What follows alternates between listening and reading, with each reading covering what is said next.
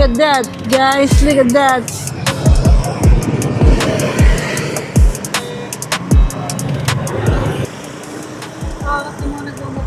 Kaya nga. Kaya 10 minutes na lang. Malapit na tayo sa Robinson.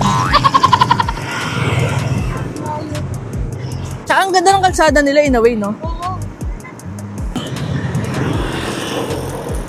Guys, sumakay kami dito kasi sabi namin pupunta kami sa Ho Chi Minh Mausoleum. Ang ending, parang tinur lang kami ni tatay Maglalakad na lang ulit kami papunta dun sa Mausoleum. Sinubukan lang namin tong tuk-tuk na. Kung 20,000 yata, ewan ko nga sa kanya Ice cream! Ice cream kayo dyan!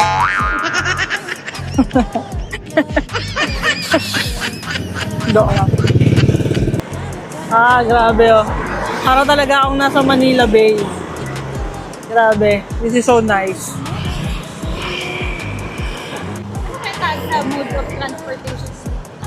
Kaya nga tinawag ko nga lang itong tuk-tuk Vietnam Pero, hindi ko talaga alam anong tawag dito.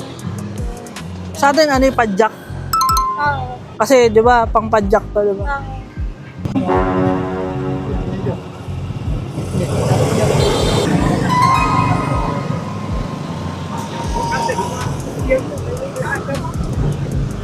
Ano kasi sabi niya? Lahat ng nakakatabi niya na mga ka-locals niya. Kinakausap niya, tapos sinuturo niya kami. Sabi ko, how much? Papunta nga dun sa Ho Chi Minh Mausoleum. Sabi niya, chowala. Hindi ko alam ano ibig sabihin ng chowala. Sa akin, 20 lang. 20, dalawa.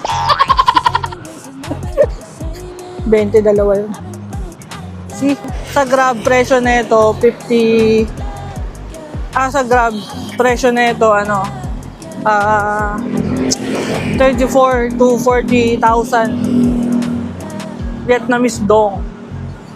Ayan guys, so bale dito na lang kami bumaba sa may Highlands Coffee. Hindi na kami natuloy dun sa may Ho Chi Minh Museum dahil medyo naaramdam kami ng hindi maganda doon sa aming driver. And ayun nga, so pagdating dito na-scam kami.